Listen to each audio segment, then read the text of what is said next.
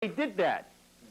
So it's the same thing when you walk up on these points of teleportation. It's easy if you're out in a wooded area, so to speak, because wherever the footprints stop, if you're tracking one of these things, and all of a sudden you say, okay, here's the last known huge footprint, and not walking backwards either.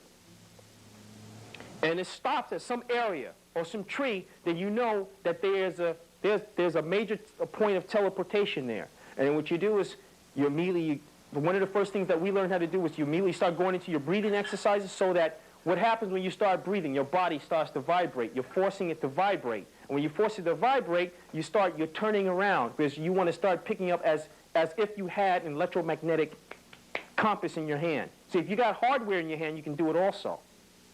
If you got something that can test for what you call EMF, electromagnetic field tester, I have one of those now. So sometime on the train, I can tell what days that they're actually trying to program people, because you hear people complain about pains in the neck, the head is hurting. So what I do is, for $79, you just go to a local electronics shop and you buy one of those. They'll test for microwave as well. So what you do is just throw the little, it's called an EMF tester. Yeah, go to a place called Manhattan Electronics on, I think it's, the street is, I think it's 45th Street near Lexington Avenue. It's in that block. When you see it, you see oscilloscopes and everything in the window. So just go in there, they have that. Yeah, and you can, oh yeah, you can test. You can test for radiation poisoning. You can test for, with this one little tester. $79 it costs, but it's worth it. And just on a train, if I feel I'm getting a little pain, I'll just throw the switch on this thing. It'll test the energy that's being emitted from the light bulb. Yeah, and if it gets into the red area, then it isn't what you think it is. So that explains on Ghostbusters how in the movie they showed you that all they had was electrical equipment picking up on an oscilloscope. Right. They were letting you know that it is possible to reach. Oh, absolutely, no question about it. As a matter of fact, one of the things that usually escapes people with respect to being able to detect somebody is when you look in terms of, you know, certain things when you talk about the Old Testament, and you're looking at how it's talking about how you should prepare yourself and things like that. What's being communicated to you? Why should you be preparing yourself? Because the entities who are related to us, that Native Americans refer to as sky brothers and sky sisters, that's our term that we call them. We don't call them gods, okay? They're our people, period. They live someplace else, but they are our people. That when they come, each nation of people on this planet, though you may have, quote unquote, several people who look the same, who are black, okay? Each particular little nation within the color of black has its own biostatic frequency. This is how, if you go to certain parts in Africa, they'll know. Whether or not it's been 400 years or not, you still their people. They will know individually. No, your people were really from this tribe over here. Come over here. See, look, your features, look at this, the gap, the point in your ear, the whole bit. They know. They know. Okay? And many of them still have that skill to do that. Same thing with Native Americans. You come out, you do a certain dance, you don't know. You out there, I'm out there just busting loose, man, doing the warrior dance, man. All of a sudden, hey, oh, wait, who is that guy? You tell him Chief so-and-so want to see him. And I come over to Chief Sitting Sun, you know, hi, I'm Chief Sitting Sun, Chief of the Chota, blah, blah, blah. Oh, Chief, how are you, you know? Now, listen, you got some Blackfoot in your family. Well, yeah, I do. I'm very much with it, but it's very strong. How do you know?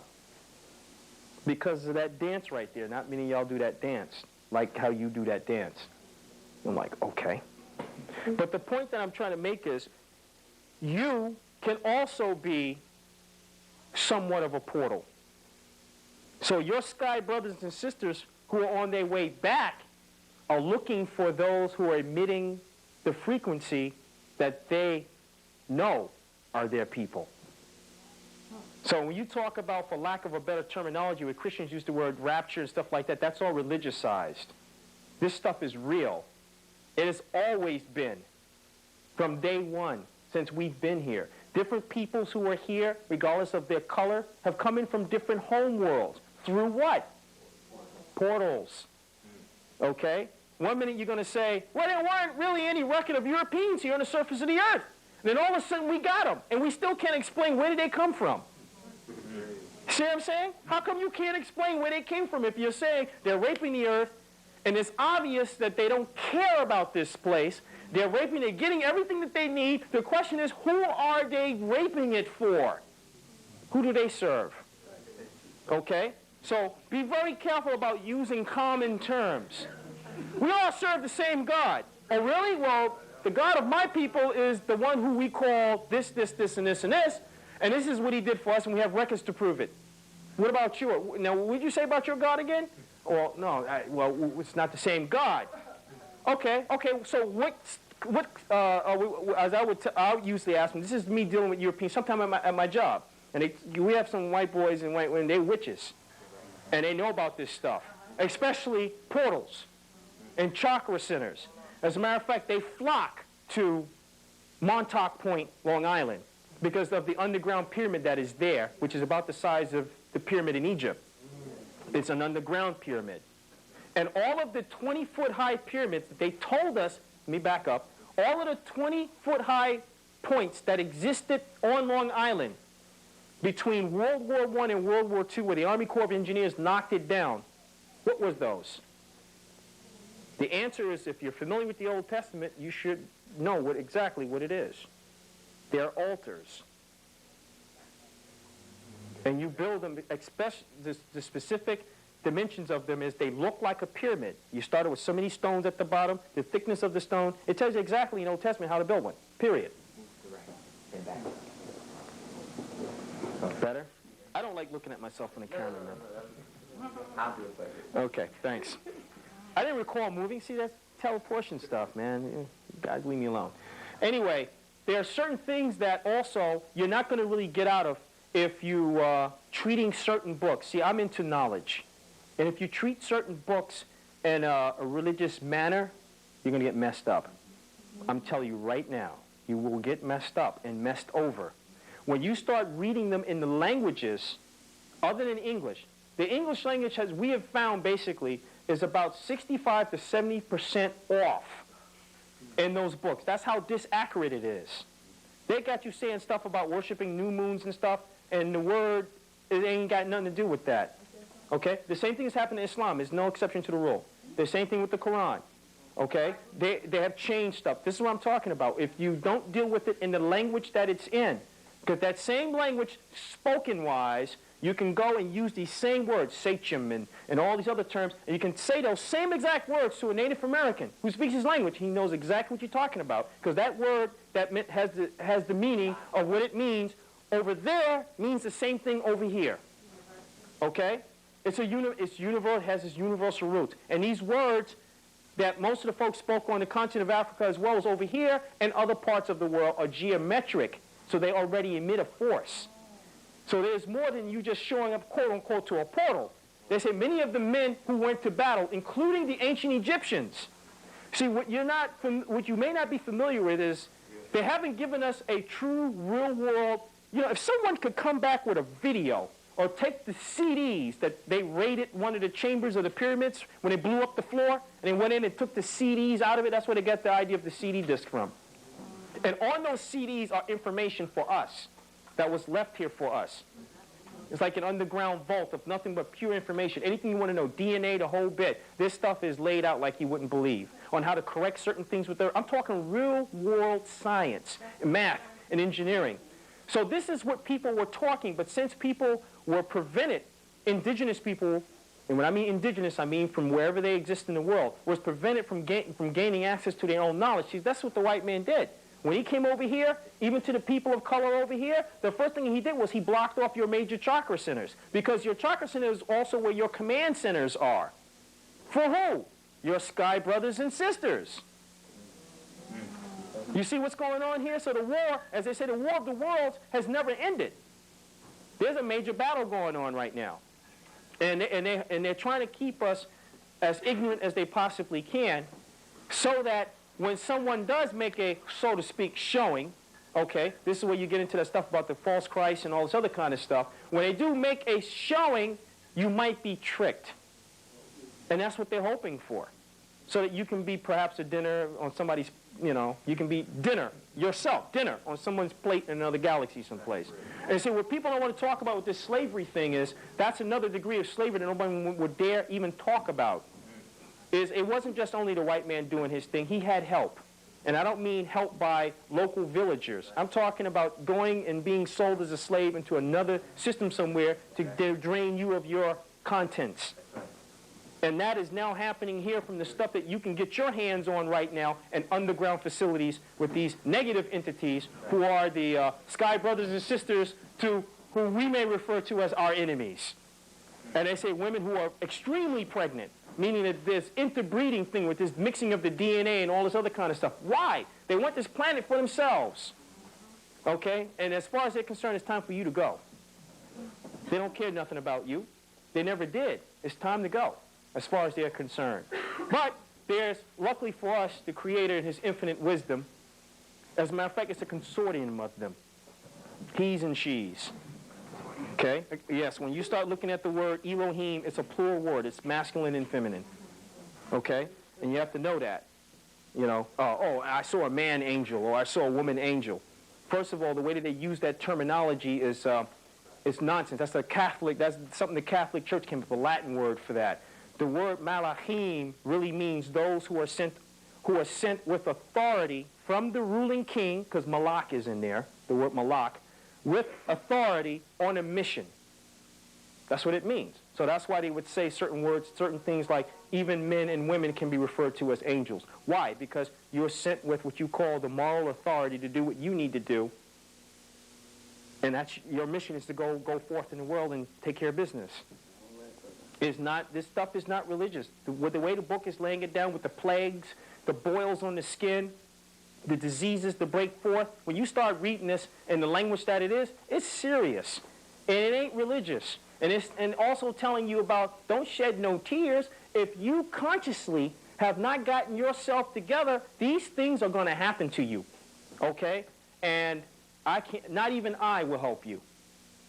Oh yeah, this is created. So all this stuff about the God is he's all that is what we've allowed other people to tell us that he's all of that, rather than learning to read this language ourselves, if there's such a thing as God writing about himself, and read it ourselves about what he has said about himself and those who are with him, the consortium, the elders.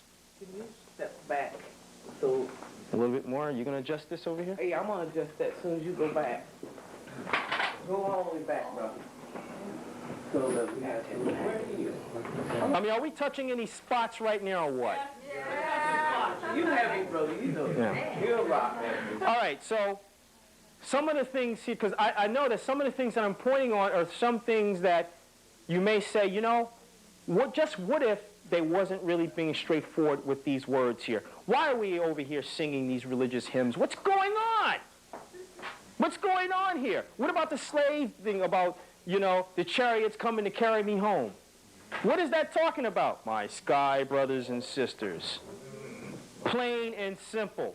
And some of the terminologies that you're going to find when you start reading these words, and in Hebrew, like another word is safa. That was the only way they could actually use to describe a UFO back in those days. All right? There was no technological term that they can use. And proof that they exist, I don't even need to get into that, because we all know that, yes, there's other intelligent life forms out there, and some are our friends and some are not. Well, how do you know who's friend? Who's not? By vibration. You'll know that. Exactly. And I usually have said this, you know, because I usually associate with affiliate with people who look melanin-wise more so than I do with people who don't. And the whole point is, even folks who look quote-unquote Native American, we pick up on it right away. Hey, man, this person's got the spirit of a serpent. And they don't have to say anything to us. And then, hey, listen, I think I should do some pipe. You know? And let's bring the right energy and force into this place. And this is what we do. This is what certain ceremonies are about. Certain ceremonies, well, we don't do anymore because the environment that we're in, it's not set up, is not conducive for it. All right? But there are certain things that we still can do. Now, when you're at some of these chakra centers, okay, or these portals, it's not always easy to pick up if it's used for a bad purpose or good purpose. You're not going to always pick up on it. And you have to be able to pick up between one that has been used as a natural point as far as a portal, and an artificial one. You have to be able to pick up on that. And with artificial ones, obviously you should be able to distinguish between what is the difference between an artificial portal and one that is made, regardless of who made it. With anything artificial usually has some fallout, some residual, something left behind that can either be good for you or bad for you. It's the same thing with certain UFOs that will actually land and touch the ground. Some of the energies and things that they will leave behind might not be good for you. You can make your own portal, though. Is that what you're talking about, this artificial? No. When I'm talking about, I'm not talking about that. That's interdimensional, hyperdimensional. I'm talking about something as basic as walking the street. Okay. And you come across and you say, there's an energy around here. What is this? You know, what's going on here? So the thing that you would need to, if you can get information on the areas that you're in, is to find out, well, one, is this a natural portal, meaning it's just been here for like ages? It's always been here, okay? Or is it an artificial one?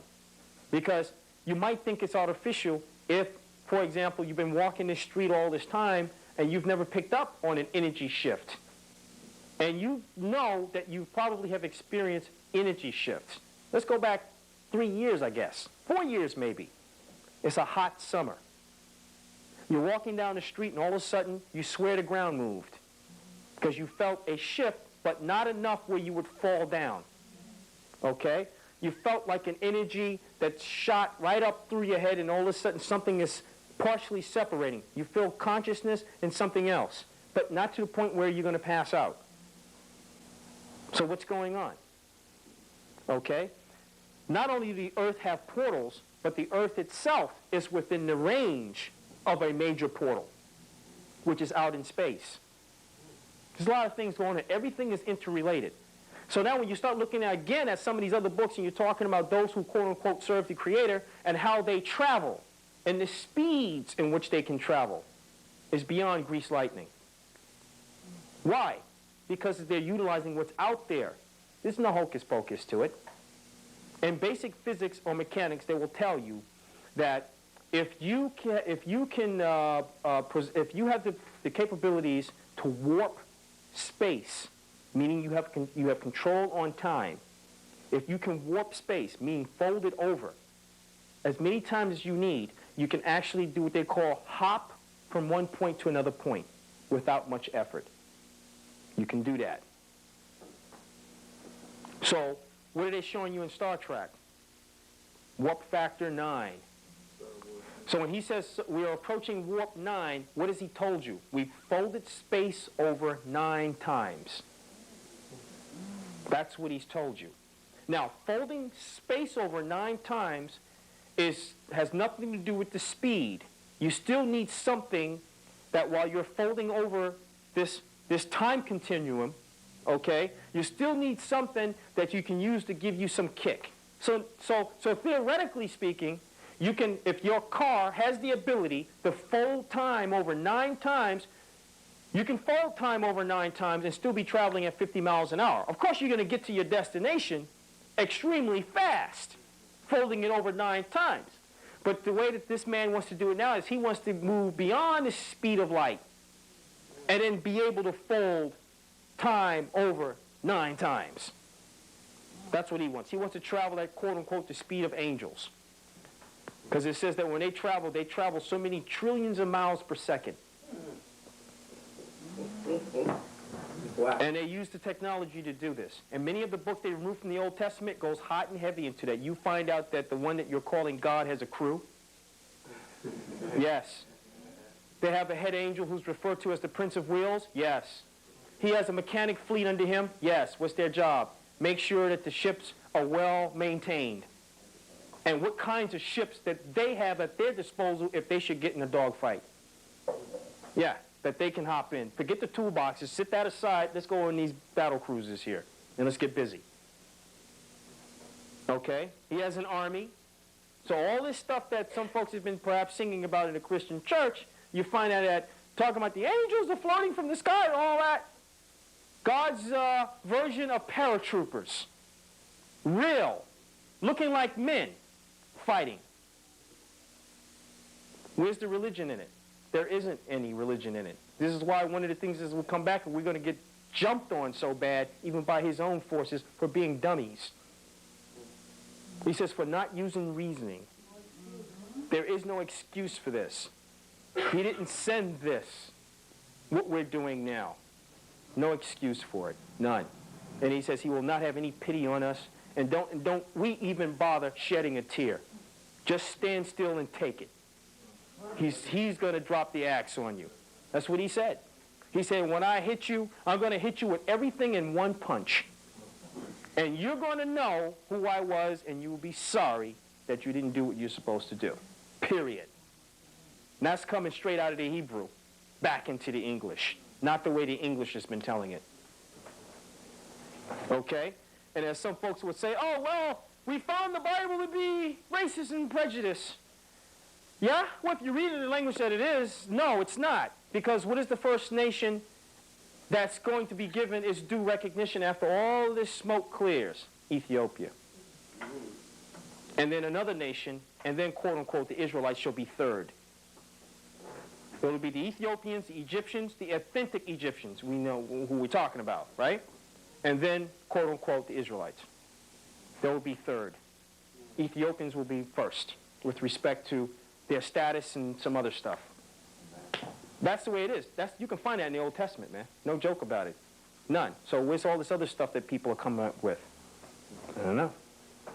You find that many of the men of old using portals, even especially over there in that part of the world, had what they call, they used the English, when they're writing this, they used the English word to say escape death.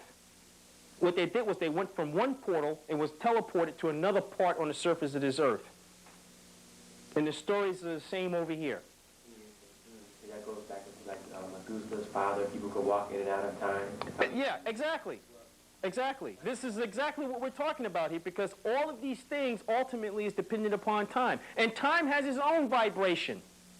Time has its own vibration.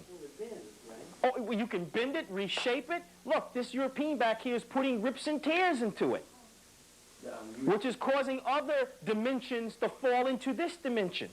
This is what's going on. Especially at Montauk, all kinds of craziness and madness is going on out there. One white woman actually had enough guts, and she's been writing some stuff up on the internet. I've been reading her stuff. Very good stuff. And she, no, it's under one of your pages, buddy. Under the Aziz and Moore's page site, when you start getting to all that other stuff that you give everybody links to, something like that. It's under there, and I'm reading. I'm like, oh wow, look at this. So she's talking about her own people being fools and what they've been doing, and as a result, they've got other kinds of entities that normally exist on a different kind of plane and dimension who are now here. Now, if you read some of the other literature that went before, we had this problem before when the people of Atlantis was here. We had the same problem where they started opening up too many portals and all this other stuff, doing all these kinds of things with crystals, and now you had these different entities who did not need bodies. They didn't need physical bodies. And now they were in your physical body. So now, what's the terminology referred to as today? Multiple what? Multiple personalities. They said that all that simply means, is that there's more than one entity existing in your physical house than should be. They call them the children of one and the children of Belial. That's in Revelations where they talk about Michael and the devil supposed to go on that war. The devil is kicked out of heaven along with his saints. That's referring to the Atlanteans. Well, not only that, if you also look at it, also told you where the main headquarters was, if you can read that same verse which you told me in Greek. Okay? Because the devil or the beast, there was war in heaven. Orion. That's the Greek word. So it's giving you a real place. There was war in Orion. And the devil, or the beast, was where? Or the dragon. Okay? Okay, that's the term it used, right? Draconian, the Draco system, which you look up in the sky and see as what? The Big Dipper and the Little Dipper. But guess what? Using portals in space, okay? When you're talking inter-universe travel, there's different universes out there. The Draconian star system wasn't always there. So there's a book by a sister who was a woman prophetess back in the ancient days of Israel, and they refer to her as Sibylline oracles, and she goes into the whole breakdown on that, about the draconian, the war in heaven. She goes into the whole thing about this star system was fighting that star system, and long rays of laser light was coming from a back against the sun, which means the sun was a what? A doorway. So they was fighting from within suns, meaning from one dimension firing some sort of weapon or aiming a weapon at the sun and actually firing into another point somewhere in another universe. Shooting through a mirror and going back to wherever the mirror image. Yeah, exactly. So they try to show you these kinds of things in Star Trek Deep Space Nine with what they call the wormhole. Wormhole is another terminology for a portal in space. Okay? Now, that's what you will call pulsing. You have those that, you can manufacture your own. See, that's what the Lucifer Rebellion has done also. Because there's some of them that they can't get into as a result of the other forces blocking it. And they use it. And then they have theirs blocked, and the other forces can't use theirs. Just look in the Old Testament. When, I think the angel Michael came down and he was going to talk to one of the prophets who was taken captive in Babylon. And he said that he wanted, Jeremiah, I believe, he wanted to talk to him, but he couldn't because the prince of the air blocked his way. What are you talking about? UFO ship. He had his armada out there. He said, yo, man, I don't care who you work for, man. You ain't coming in through here, right? Pick another portal. You come in another window. We got this sewn up over here. You want to start a shooting incident? Let me know. You can take that back to your high council. That's the Luciferian side, telling Michael and them who's showing up in their craft what and where to go. And what is what the Old Testament says in the language that it speaks in? It says, with respect to these other gods, you are not to rile them. What is the word God supposed to really mean? Powers. Don't rile them. Why? Why are you not to rile them? Because you do not have the capability nor the know-how to take them on. Don't even think about it. Don't even think about it. You cannot fight them how you would want to fight them. They're far too advanced than we are. So he says, I will deal with them. So now when you go to certain parts of the continent, you hear certain Africans talk to you, well, your God is so-and-so, so-and-so. Well, my God's going to kill your God. I have a tape home where one African brother said that to someone over here. You know, he says, my God's going to kill your God. You said, well, hold on a second. Who is your God? So he mentioned some name. Never heard of him before, right? Who is your God? And I'm like, you know, I mean, some people might laugh, but to me, it's serious business because that is a serious power figure to his people.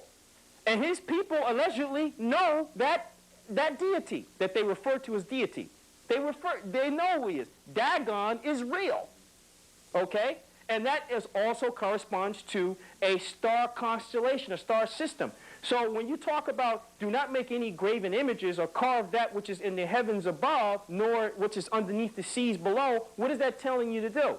The Creator says, look, don't make any images of me because you're not going to do any justice anyway. I mean, look, this guy's going to make me with a fat belly over here, and this guy's going to draw me 1 foot bigger than the other one. You know what I mean? Look, let's kill all of that. Let's not even get started with that.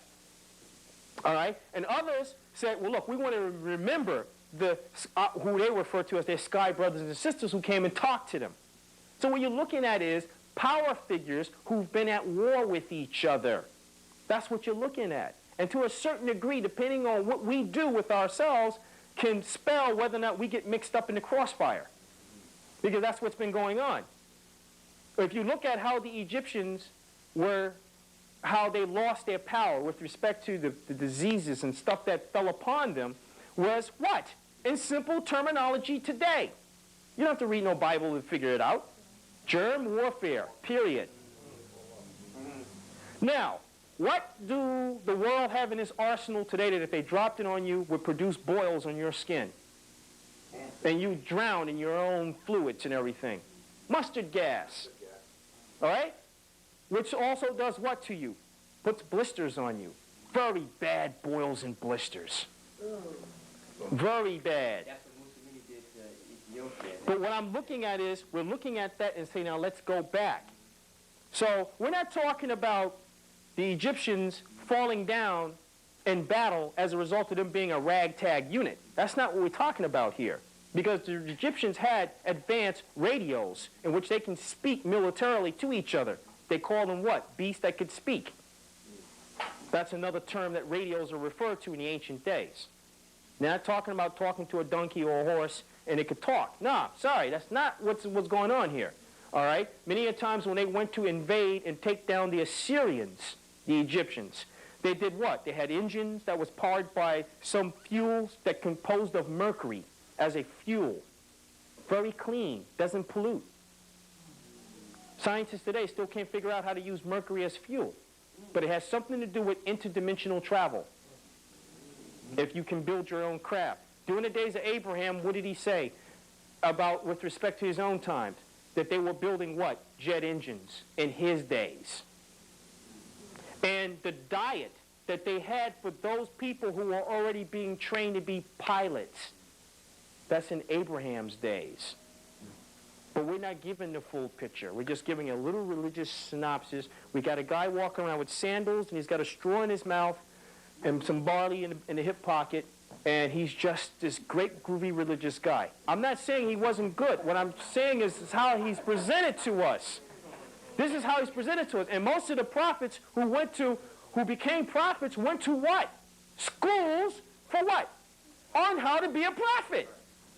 So they was taught all of these mystery systems and knowledges of what we call mystery systems. They were giving the exact sciences, men and women. Okay? This wasn't a question of only the men knew it. Women knew it too, and they knew their stuff well, very well. All right? You have women who can tell you when, in those days, when the moon showed up, because the moon wasn't always part of this system. And go check with the Aborigines. They'll tell you too.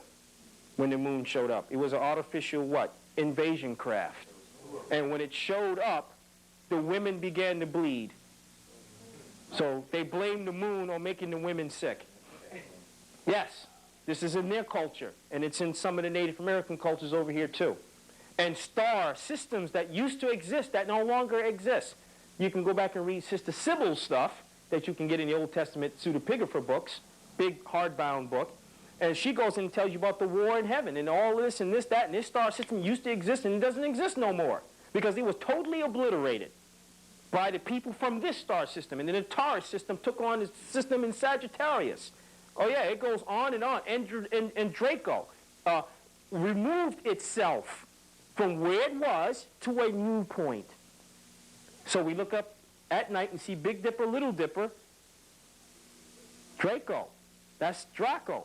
The Draconian people lived there, but they weren't always there. They were previously located near another star constellation. And they did what? They moved it. So remember Phil would talk about this. The planet is also a spaceship. It's also a starship. Your sun. You can just take everything and move it. And if you can figure out how to pass through your sun, you can reposition your sun. It's kind of like hopping. But everything is what they call the Lagrange coordinates, where it has to be exact, where wherever you place the sun is not going to move.